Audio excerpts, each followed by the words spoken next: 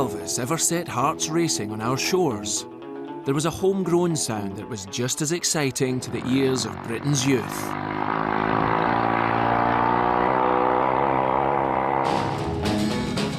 By the 1950s, British motorbikes were the fastest, most desirable and coolest thing on two wheels anywhere in the world. For Britain's bikers, a passion for speed has always been part of the thrill. I think the second day that after motorbikes were invented, two people met and had a race. Whether on the track, some of the guys would hold the throttles open by various means, like of elastic bands and things, and just hang on. or doing 100 miles an hour with the ton-up boys on the A406. You can bet he's the boy who's going to go flashing past with the throttle wide open. And you can bet he's the boy in 6 months who's going to be in a coffin. British riders helped create the legend of the motorcycling rebel. The drug that they were addicted to was adrenaline. It weren't just about having fights and like being yachts. I mean, we was, and we did. But this was no brief post-war love affair with speed and style.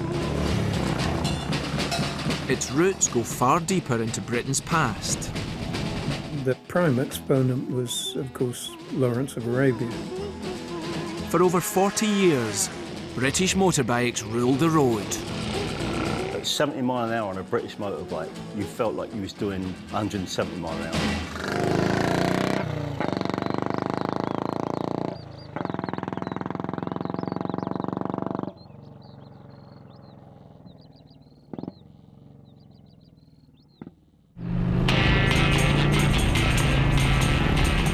It was in the early 1960s that British motorbikes entered their most notorious era.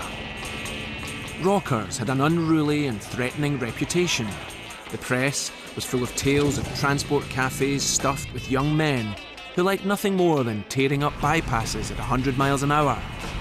That post-war generation didn't want to go to the pub, listening to pianos and whatnot. It wasn't for them. They wanted excitement. They were living in a time known as the jet age.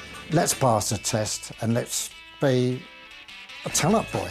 They were known as cafe racers, and their most notorious hangout was the Ace Cafe in northwest London. 16, you can buy your first motorbike, so straight away you pass your test. I want to try it, 500. Then you're ready for the Ace Cafe. The Ace was a somewhat down-at-heel transport cafe, legendary among leather-clad bikers for its jukebox stocked with the killer sounds of the day.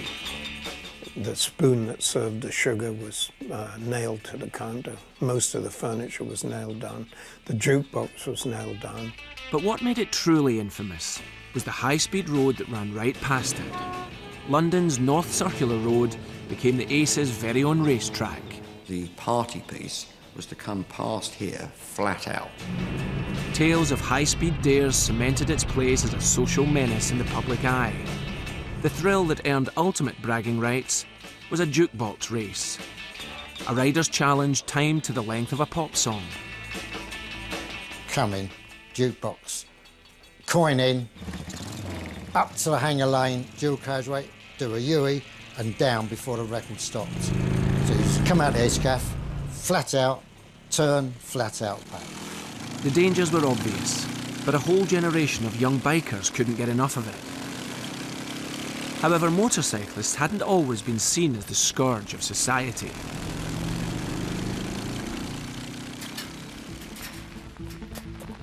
Back in the early 1920s, Britain's roads were more suited to the horse and cart than the motorcycle.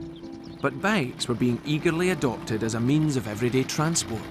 That's what makes us very different from America, that in Britain, the first kind of motorised transport that takes off is the motorcycle. They're used in the 1920s in various ways, not just for fun and not just for commuting, but also businesses. They're used as sort of delivery vehicles, beginning to replace horse and cart.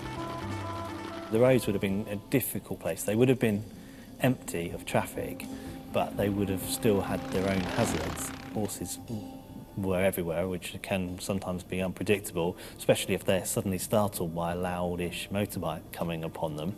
And of course there's all the horse muck and everything else that has to be dealt with. traffic coming towards you was not necessarily friendly, so that horse riders could wave in a friendly way, or they might even try and have a go at you with a whip. You have this ideal of thinking back to it of being beautiful, open, sweeping roads, but actually a lot of the time it would have been on little more than goat tracks, avoiding potholes, trying not to fall off, and missing stray dogs.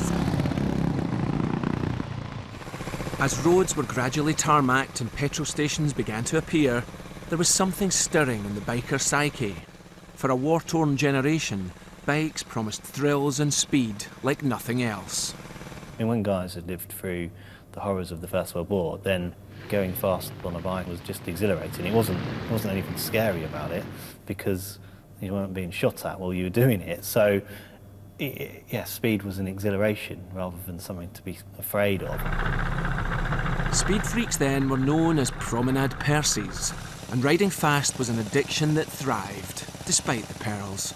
Bikes were a little bit hairy, probably more dangerous proportionally than cars, than if you compared the two today. And all of a sudden, an average guy could get that same sense of exhilaration and speed and kind of progression and movement that only a very few incredibly wealthy people who had access to planes or fast cars experienced previously.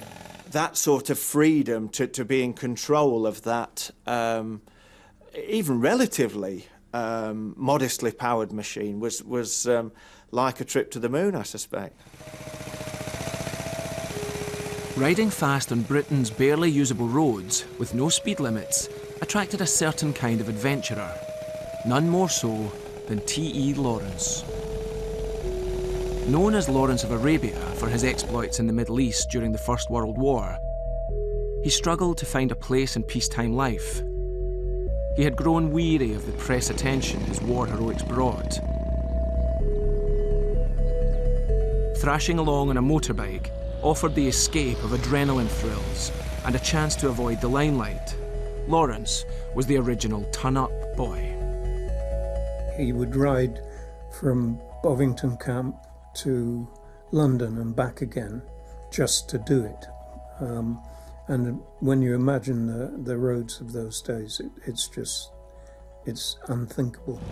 He wrote, "When my mood gets too hot and I find myself wandering beyond control, I pull out my motorbike and hurl it at top speeds through these unfit roads for hour after hour.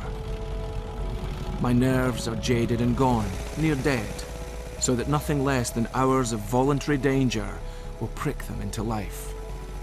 Finally, he turned up one Sunday, coming right across Dartmoor from Plymouth to North Devon, where I lived, on his 10-horsepower, 100-mile-an-hour Brough Superior nickel-plated motor bicycle. In the 1920s, there was only one make of bike that offered the performance and glamour Lawrence was looking for. His machines of choice were made by Brough Superior, the first superbikes. George Brough named his business Brough Superior after he split from his father's company, which was called plain old Brough. He wanted to make the very best in fast bikes, and only something superior would do. George was seeking motorbike perfection for those that could afford his high asking price.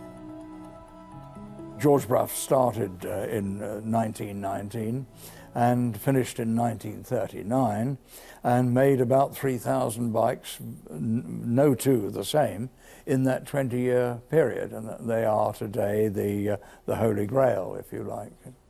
Brough was an innovator with a keen eye for detail and a sense of style that marked his creations as the most modern around. Motorcycles that were made around that time would really not come on an awful lot from a bicycle frame. Brough were one of the first manufacturers to go with really styling that we would recognise today in terms of curves. From day one, his petrol tanks encompassed the top tube on the frame, whereas everybody else still had these flat tanks, these slab tanks. So in one, George Brough got the styling right, and it took the rest of the manufacturers 8, 9, 10 years to catch up. At his Nottingham factory, Brough's machines were made to fit his wealthy clientele's exact requirements. He would, like a good tailor, would measure you for the bike and the handlebars. If you were short, Lawrence of Arabia was short, He put in a small back wheel, and he would sit you on the saddle and measure where your hands and make the bars. The speed and style of an SS-80 or an SS-100 was for the elite few. They cost more than the average man's yearly wage. For a man like T.E. Lawrence, Brough Superior's promise of unparalleled performance and exotic exclusivity was the perfect match. On a motorbike, you can put the world to rights. And I think that was very much part of Lawrence's joy of his riding. Lawrence himself was a risk taker, somebody who had lived a very full, exciting and interesting life. And so at that point, you know, what other mode of transport could he have had than a Brough Superior? You know, that was the natural fit. The 1000cc Brough from about 1925 onwards was capable of, in standard form, producing about 50 horsepower then. So that was 100 miles an hour. A 100 miles per hour motorbike would have been completely outside of everyday experience. Only a select few would have any notion of travelling the roads at that speed. Brough's high-performance superbikes were ideal for Lawrence. He rode 7, crashed several, and kept coming back for more, buying the latest model SS-80 or SS-100. He named each one George and referred to them in his writings as Boanerges, a biblical reference meaning sons of thunder. He wrote, "The burble of my exhaust unwound like a long cord behind me. Soon my speed snapped it and I heard only the cry of the wind. The cry rose with my speed to a shriek, while the air's coldness streamed like 2 jets of iced water into my dissolving eyes. I screwed them to slits and focused my sights 200 yards ahead of me on the empty mosaic of the tar's gravelled undulations.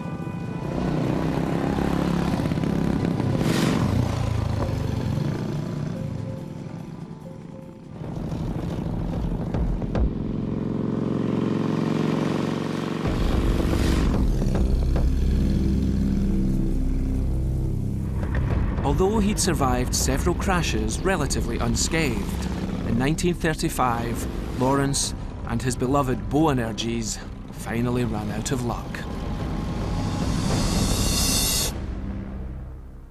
I heard the motorcycle coming back. I heard the engine suddenly race and then stop. Came over the brow of a hill, and there were 2 boys on bicycles.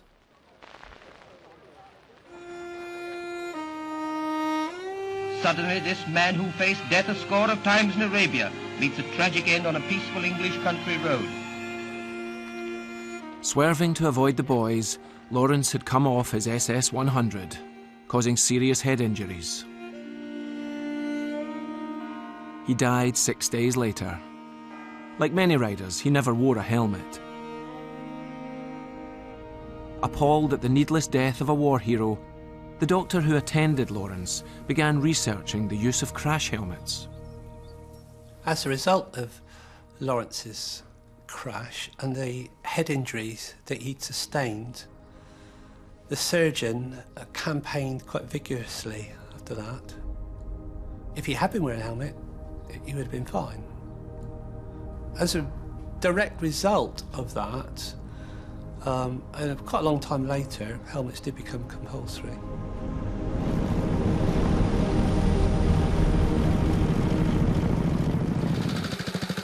The years in which Lawrence had indulged his passion were golden ones for British motorcycles. The interwar period saw an explosion in ownership, and designs were becoming increasingly advanced. Sport too was booming. Britain being Britain, every aspect of riding a motorcycle had been turned into a game. There was a competition event for everything.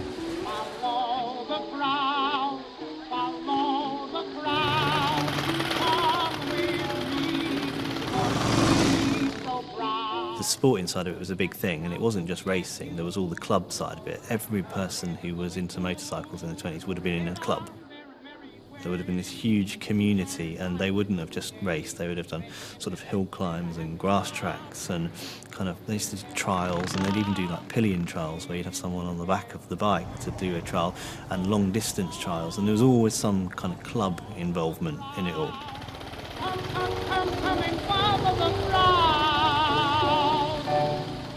Despite their popularity, bikes were seen as challenging and somehow apart from other pursuits, even on the racing scene. Motorbikes started to be perceived in a different way to their four-wheeled rivals. You still get people just riding around in their normal clothes, although in the racing scene you do start to see stuff developing. The car drivers would always wear white suits, nice clean white helmets and goggles. They were sort of pristinely turned out, so you've got a black, leather-clad motorcyclist covered in dirt who, you know, whizzes around lap after lap after lap getting dirty. I don't know, it just, there is this real sort of separation. The feeling that bikes were a bit different was apparent at the prestigious Brooklyn circuit. It was one of the only custom-built racetracks in the world and had been an important part of the bike scene from the beginning. Yet even here, bikers were becoming outsiders. Brooklyn's the most prominent British race circuit that closes in 1939. At that time, there was a real hierarchy of the establishment in the racing community. The motorcycle racers weren't allowed into the clubhouse at Brooklands, whereas the car racers were. They were looked down upon even in that scene as well. But there was one place where the riders were already king, the Isle of Man Tourist Trophy, or TT races.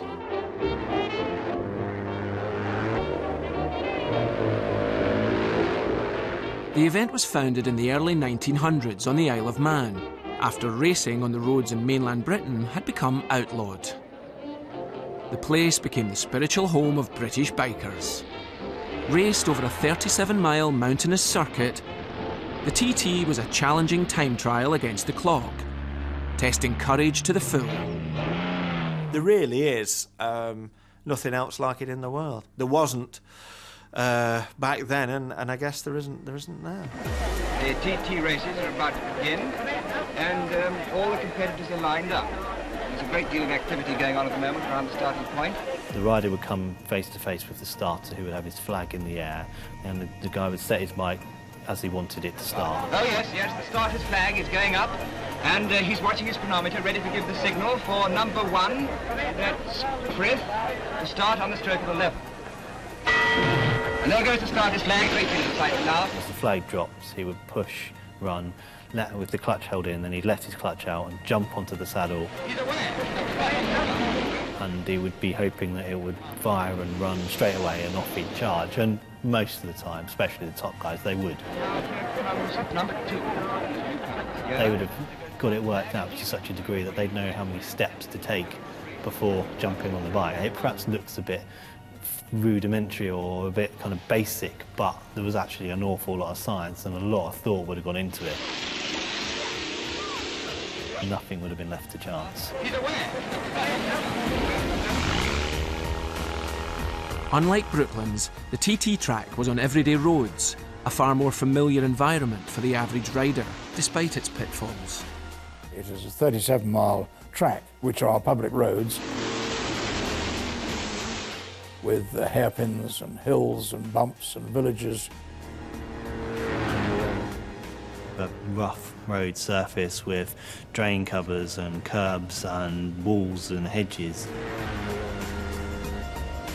Over a mountain, the variation of the course itself, the different conditions. It's at Ramsey that the mountain course begins, the hardest part of the run. And incidentally, the course passes through some of the most beautiful scenery in the island. But you may be sure the fleeting riders are too occupied to notice it.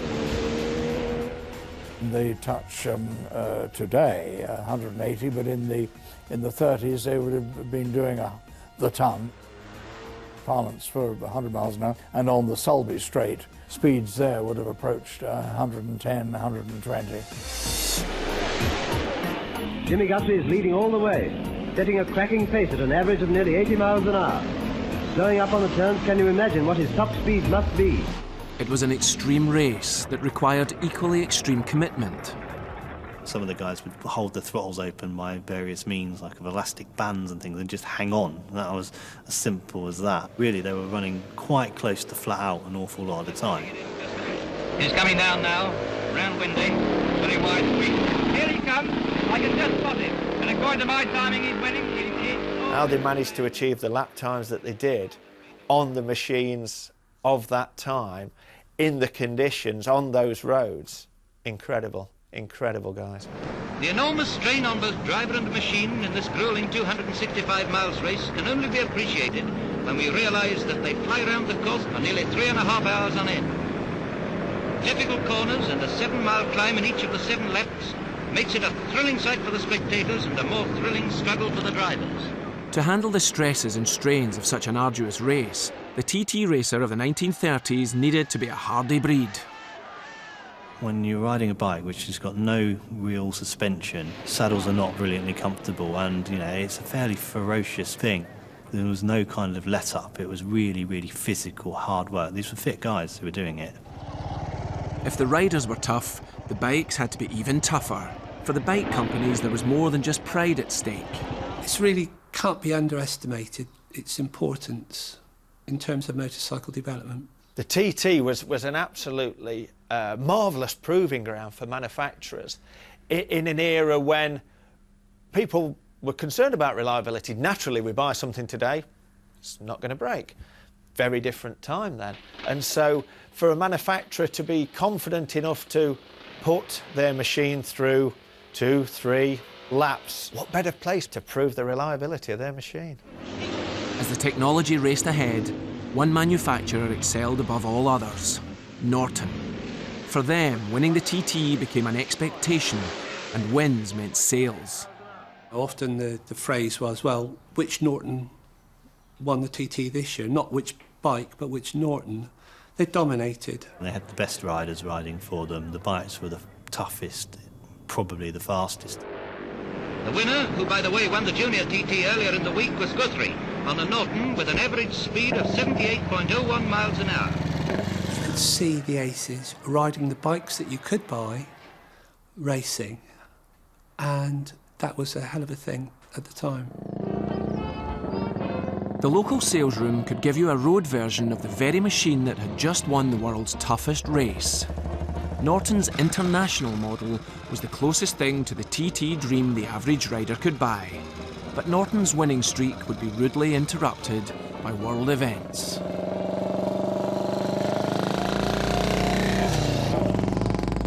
In 1938, Norton won the TT, but for 1939 they virtually withdrew from international racing because they'd started to build bikes for the army. In 1939, as Britain geared up for war with Germany, there was another team waiting to take Norton's place: BMW. People know it as the Nazi TT, where the German entrants really basically turned up uniformed and jackbooted. The Nazi Party had taken control of German motorsport, investing heavily in racing technology. BMW had the world champion George Meyer, and bikes that were far ahead of the competition. German government, of course, were behind their car racing and their motorcycle racing efforts.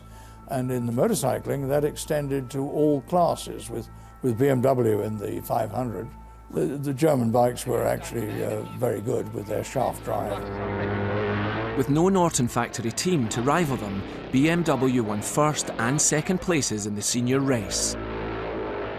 BMW did win that race, exciting race, no bones about that. And the Germans, that was the first time, if you like, that they'd planted a flag on the top of our mountain.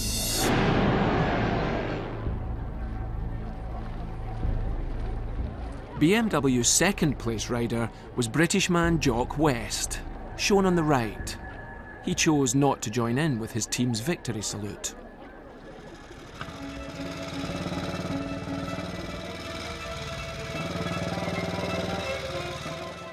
Just 3 months after the TT, Britain was at war with Germany, and the motorbike would be put to military use.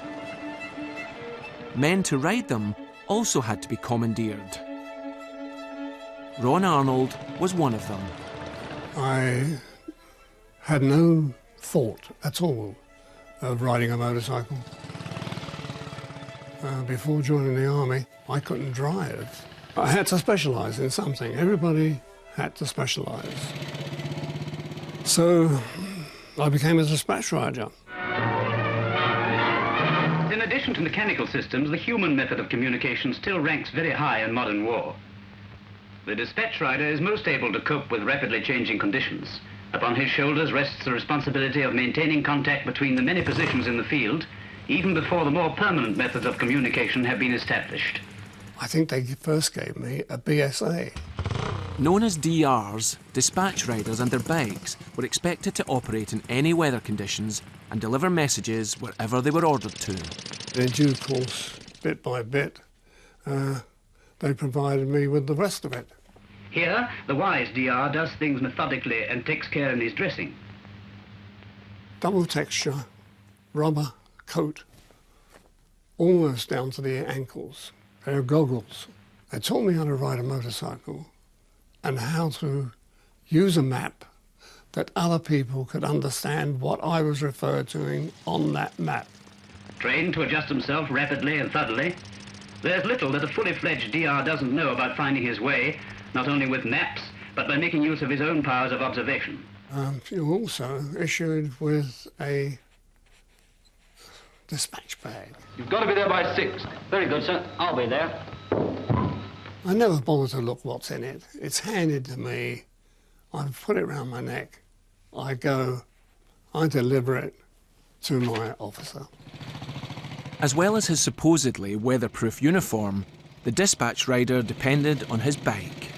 Birmingham Small Arms, or BSA, were the most common bike in the field, but not always the most popular. I found the BSA quite cumbersome. It'd be a good road bike. But we're mostly going cross-country. Roads are on German maps. The SDR memorises the route, taking care not to mark his map, and heads towards the village. There's the road I came along. I'd better get another landmark to make sure. There, that church. Right. Better than asking the way. Questions near the fighting line are dangerous. This DR used his brains instead. If the BSA left something to be desired, Ron much preferred his replacement. But fortunately, I was handed a Norton motorcycle. It was lightweight to throw it about and be able to move with it as well.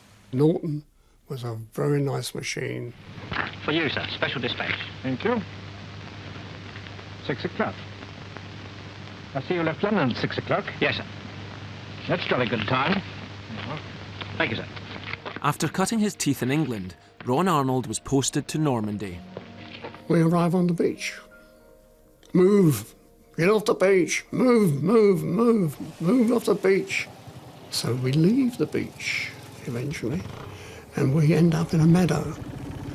In that meadow, my bike in its tarpaulin, it's pulled off, and I am now alive.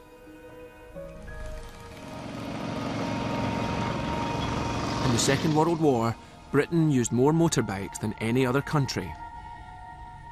By its end, the manufacturers had made more than 400,000 of them. Throughout the conflict, British society had been exposed to motorcycles like never before. Both the clothing and the machines that had been made for the army would have a lasting impact on how the public viewed bikes in the post-war years. In peacetime, as the bike industry began picking up the pieces, new machines were mostly for export and therefore hard to come by. But it wasn't long before Civvy Street was awash with second-hand bikes and ex-War Department stock sold on the cheap.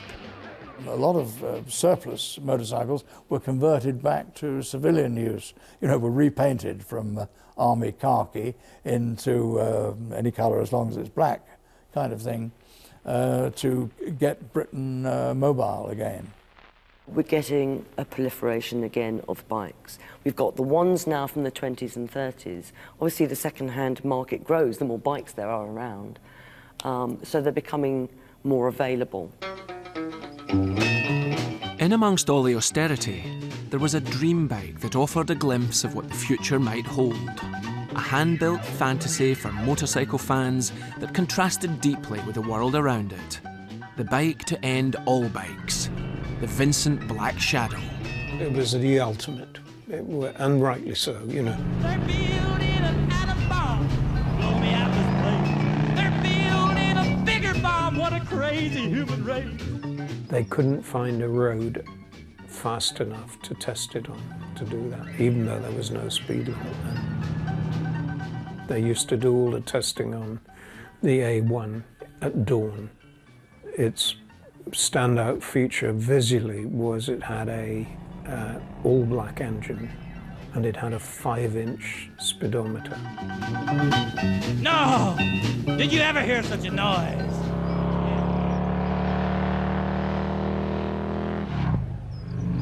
For buyers with lots of cash, there's the Vincent HRD. Most expensive bike on view, costing near £600. Its cooler than cool looks made it a pin-up for British enthusiasts. But its real claim to fame was speed. A highly tuned version of the Black Shadow was taken to the western US state of Utah in 1948, and on the Bonneville Salt Flats made history. The American rider in the desert, stripped down to a pair of bathing trunks, and flattened himself along the tank and the seat of the bike and rode at 150 miles an hour like that, and in a straight line. I mean, these guys were heroes.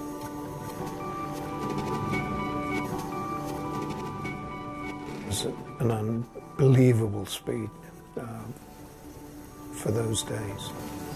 Vincent's design stood out in an era of making do as a symbol of progress and engineering skill. They were in another quantum leap in terms of performance. Even on British roads, unthinkable speeds could be achieved. To be able to do 110 was incredible, but to be able to hold 110 with no bits falling off and nothing going bang was phenomenal. Record-breaking speed and technical innovation didn't bring the Black Shadow social approval. Bikes had a bit of an image problem, and despite Vincent's state-of-the-art designs, they ceased bike production in 1955. It wasn't like having a sports car. Even though it was horrendously expensive, it was still a motorbike, and tarred with that brush. Britain was also changing. Society was on the move. Expanding road networks and new out-of-town suburbs drove a boom in the demand for personal transport. As consumerism took hold in the 1950s, the middle class increasingly wanted cars rather than motorbikes. Cars were aspirational status symbols, and they kept you warm and dry. Every man's got a car. Poor man, a rich man, you can't keep the poor man off because he's a poor man or a working man. He's just entitled to have a car on the road as you are. And it wasn't just aspirations that were evolving. If grown-ups wanted cars, there was a new group that would take motorbikes off their hands. Teenagers. We're gonna jump, little children, jump. We're gonna jump, little children, jump. We're gonna jump, little children, mother and father's gone. You're beginning to get youth subcultures emerging after the war. And it's part of a whole debate in society about these new youths, these young people who are having more money, who are having more independence. The old traditions of respect, whether it's for your parents, for the church, for the establishment, for parliament, whatever, all of those things are under threat in the post-war period. Motorcycles and scooters, of course, become part of that youth generation. Mom and Papa gone. The generation gap becomes a social concern. The anxiety around teenagers and motorbikes was quick to set in. Marlon Brando's 1953 film, The Wild One, ignited a full-blown moral panic with its portrayal of delinquent bad boys on motorcycles. Brando's sneering, disdainful performance captured a threatening sense of rebellion that was emphasised by the film's use of costumes. The gang's black leather jackets in stark contrast to the ordinary townsfolk. The director made Brando's Johnny menacingly disengaged from authority figures, and the artistic mix worked so well that British censors banned the film. Where's that bunch from? I don't know, everywhere. I don't even think they know where they're going. Termites, nutty. 10 guys like that give people the idea everybody drives a motorcycle is crazy. The British Board of Film Censors described it as a spectacle of unbridled hooliganism. When that hooligan happened to be riding a Triumph, it was no wonder British youths took his image to their hearts.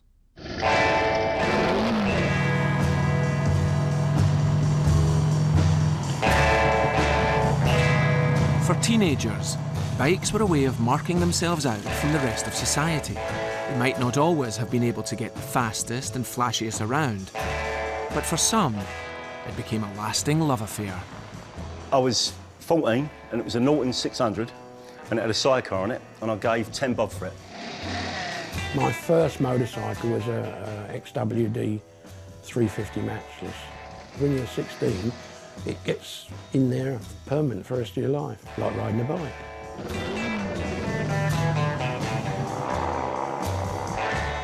Teens created a motorbike scene all of their own, and transport cafes were the centre of this new world.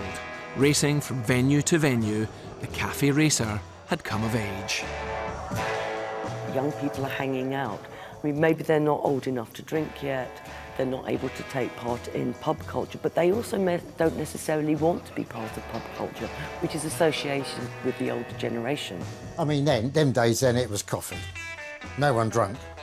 No one would drink a beer. No, not drink. Drugs, what's drugs? No one knew what drugs was. But it was clean, it was good, clean fun. Cafe racers spanned the country. There was soon a place for riders to hang out in every city. The notorious Ace Cafe's position on the inner London Ring Road made it the pit stop of choice for many of the capital's young riders. It was whizzing around North London, could be in Birmingham or Manchester. Huge demographic explosion, fast bit of road, neon, a soundtrack, then new soundtrack, rock and roll music. And you've got the Busy Bee, you've got the Ace Cafe, and they're going to be riding their bikes backwards and forwards to them. They're just whizzing around from cafe to cafe, hence the term, cafe racer. You finish work, had your dinner, 8 o'clock, time to go.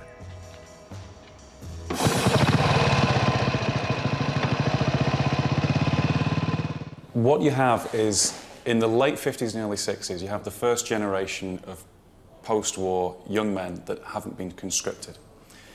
They are living in a world where their working conditions, pay, holidays are improving all the time because of government legislation. You also have greater availability of credit, so they're buying motorcycles on credit, they can buy clothing on credit. Bikes had long ceased to be just forms of practical transport or playthings of the elite. Now they were objects of youthful desire, and they went to the heart of the identity of those who rode them. Like any new social scene, biking would develop its own strict styles, code, and culture. Don't mess with my ducktails. Don't mess with my ducktails. If you mess with my ducktails, I'll get so mad at you. The image of a rocker back then was motorbike boots with white socks going over. The actual reality of it was you'd be quite posh to be able to afford proper motorbike boots. A lot of the lads I hung around with, they either wore Wellingtons, but turned down. It was a fashionable thing. Or ex-army boots. Light blue jeans were a thing that rockers were synonymous with, but that's because they was cheap. The look of the ton-up boy and rockers didn't always have room for crash helmets. Some people just didn't wear them because they didn't really take much attention to risk, or there was just too much of an expense. Some did. Generally, we only wore a crash helmet if you knew it was going to be really cold, or if we was going on a long run.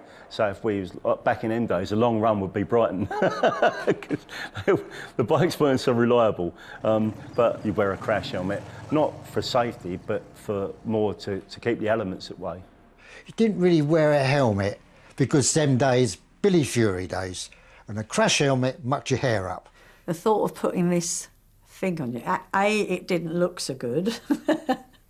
B, it flattened your bouffant, your hair. When you arrived at the Ace Caff, you had the big quiff, forward with the bill cream, it looked right. When you had a helmet on, it was hassle, it just mucked your hair up. Because it wasn't law at the time, I think the reason you didn't have to wear a helmet, so you never knew the difference. And I used to just love going along with the wind roaring through my hair. And you do see some fantastic caps being worn, a white-topped, dark-peaked helmet with a chain across the front, and it's a very stylised look.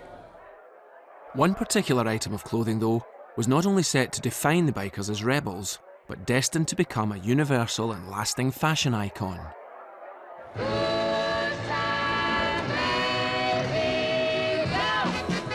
If you could afford one, a leather jacket was the essential bike accessory.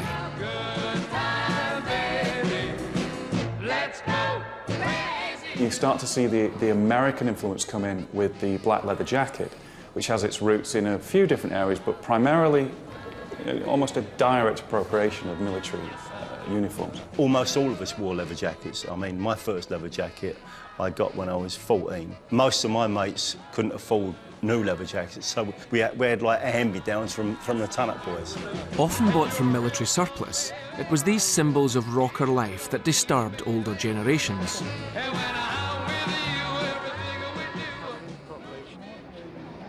You can do a direct image comparison between the black leather jacket and the German tank crews. The silhouette and the design, the lapels, is almost identical.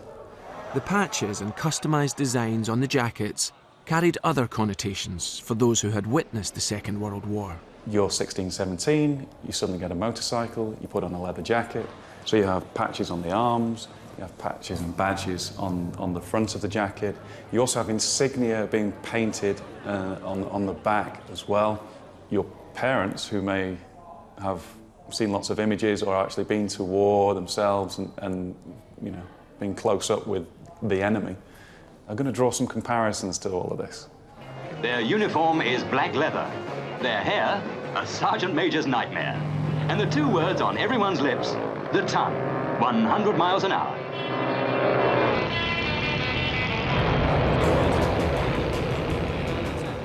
The growing distance between the leather-clad upstarts and wider society became most apparent when the rockers got on their bikes. Roads were a Wild West frontier of unrestricted speed.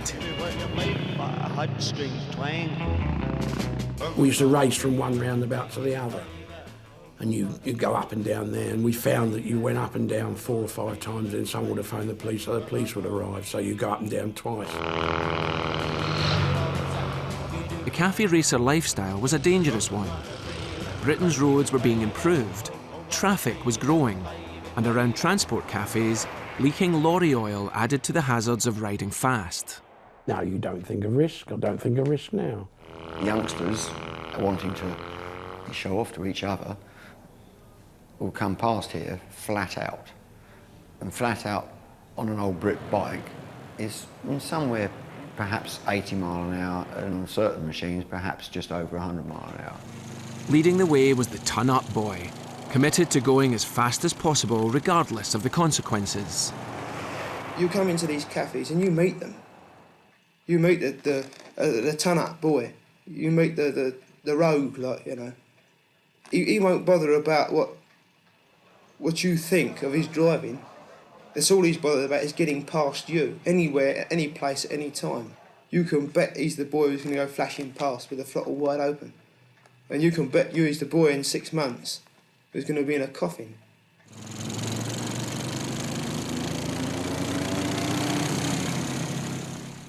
Yes, really, I was a ton-up boy.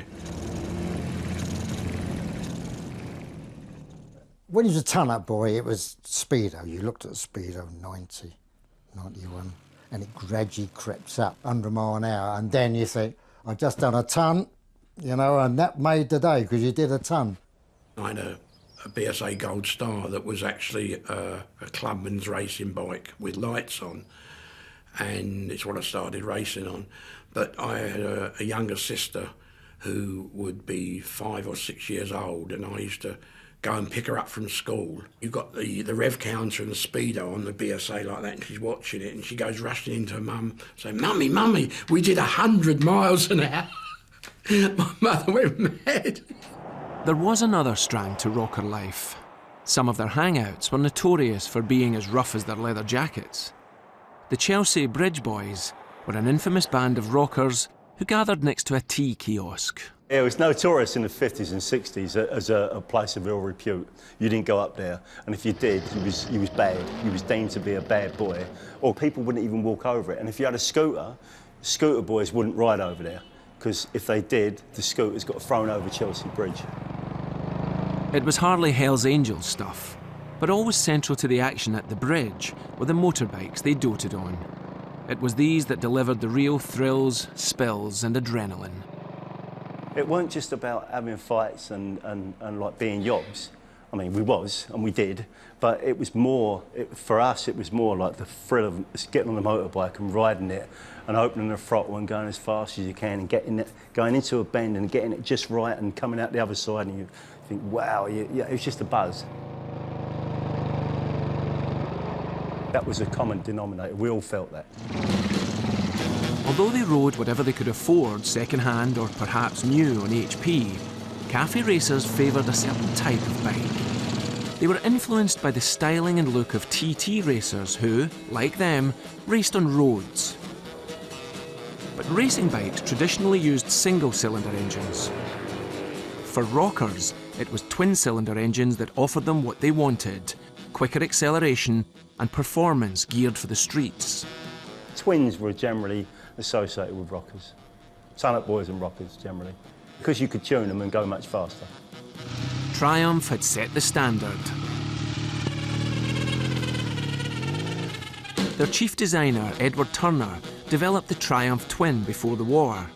And through the 1950s, they released bikes with sporty, American-tinged styling. Their finest hour was with the T120 Bonneville, launched in 1959.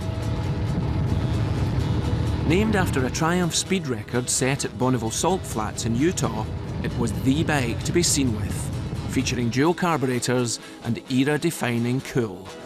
The ton-up boys loved it. In the same year, motorcycle sales hit the roof.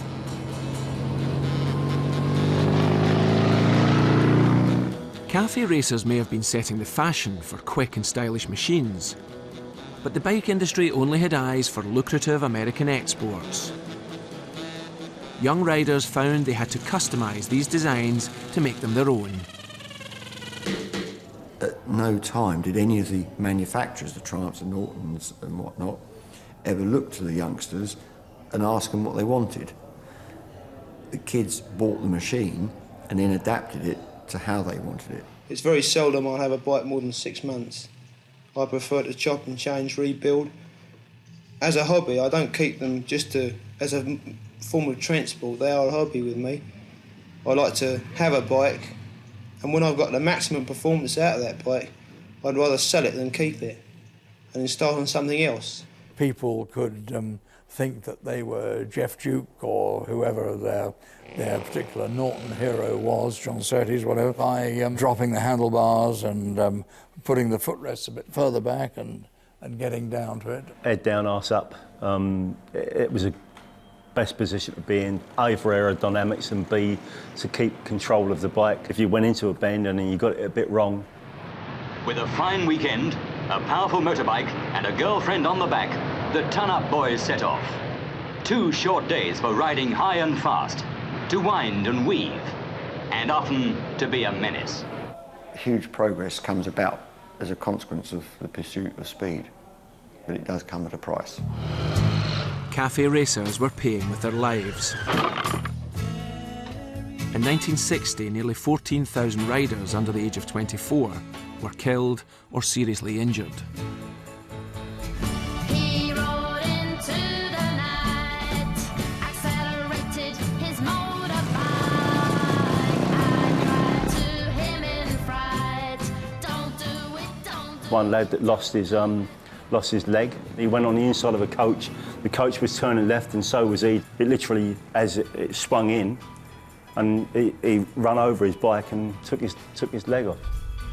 Underlying the mythical tales of teenage road races was a harsh reality. On the roads around the Ace, the casualties started to mount up. On racing Easonbridge and back, I'd do 90 mile an hour around there. And some didn't come back because, you know, Easonbridge, it's a well-known place. You could try and take it flat out there. Is it possible? With the volume of traffic growing and the roads not modernised, there was a wave of popular feeling that this was no longer fun. Please wait at the gate of heaven for me. Absolute carnage on the roads. The casualties went up and up and up. The pursuit of speed at one level was regarded as a noble cause, but for the mass of society, it's often regarded as a threat and a challenge. The public backlash was keenly felt by the rockers.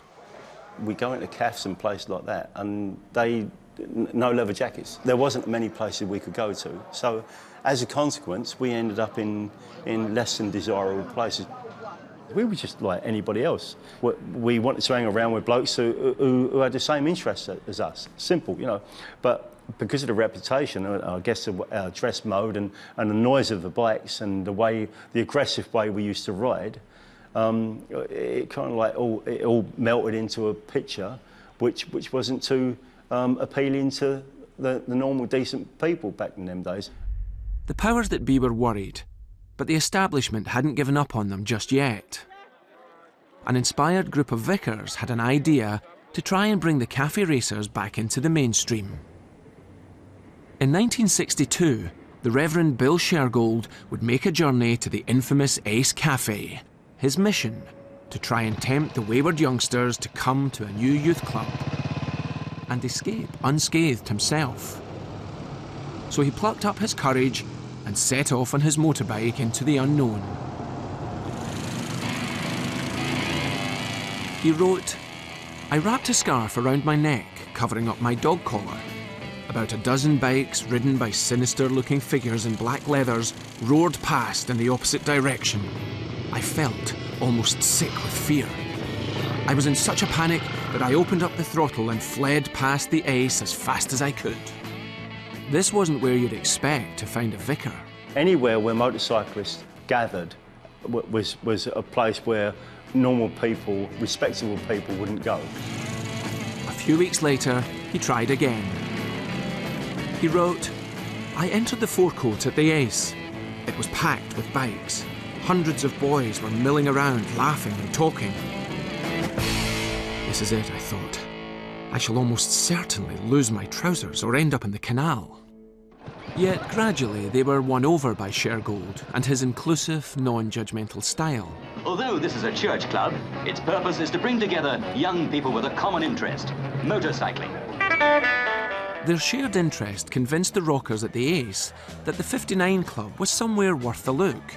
As well as a new place to meet, it organised rallies and ride-outs, even activities like sub-aqua diving.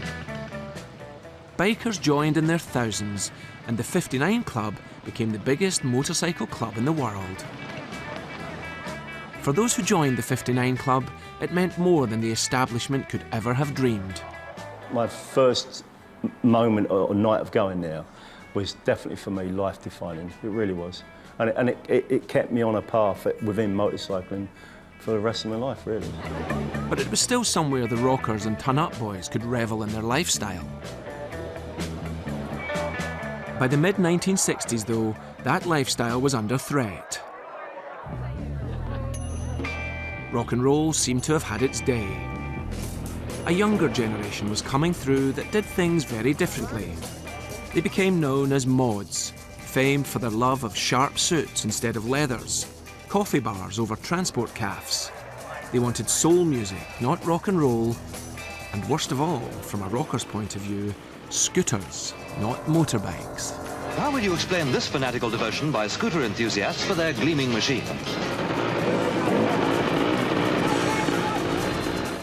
You kind of like got the fact that they were good for riding on and wearing decent clothes, but it's a mod. How can you get pleasure from riding that thing? They're like little air dryers, you know. You just, how can you get pleasure from it? It was alien to us. Mods represented progress, with their Italian scooters, a more international outlook. Rockers and motorbikes were being left behind as the rest of Britain moved on. Mods were looking to the future, and tension between the two saw things turn ugly.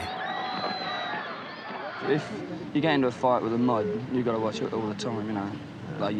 They'll pull your hair, they'll claw at you. They started, you know what rockers are like, don't you? It really has come to something when people can't take a short holiday without the threat of long-haired youngsters with knives indulging in an orgy of hooliganism. Only a handful of clashes happened between mods and rockers at seaside resorts like Brighton, but it was too late. The press and polite society had their pantomime villains. Adolescents on motorbikes became identified with thugs. They rubbed in prejudices against motorbikes that many people have always had about them. The noise, danger, the dirt and the discomfort. The rockers' misbehaviour amounted to a knockout blow to the prestige of the two-wheeled machine in this country. What do you think about society? I don't know, that bother me.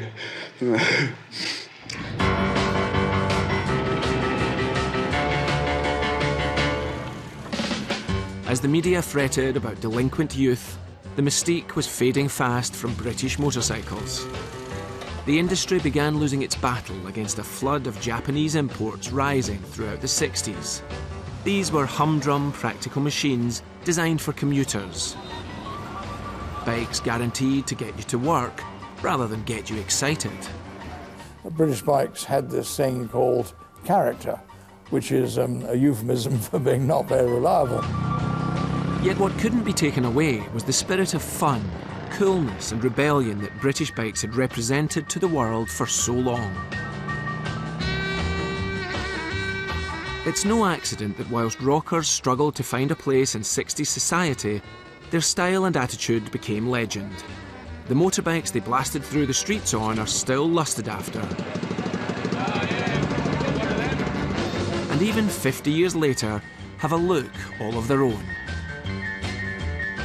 The restless energy of Lawrence, the bravery of TT racers, and the individuality of the ton-up boys took a utilitarian form of transport and gave it a very British take, a full-throttle affair.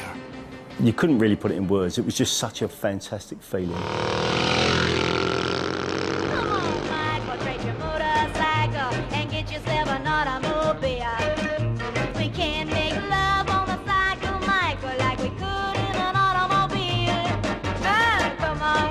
Trade your motorcycle and get you some wheels with a top.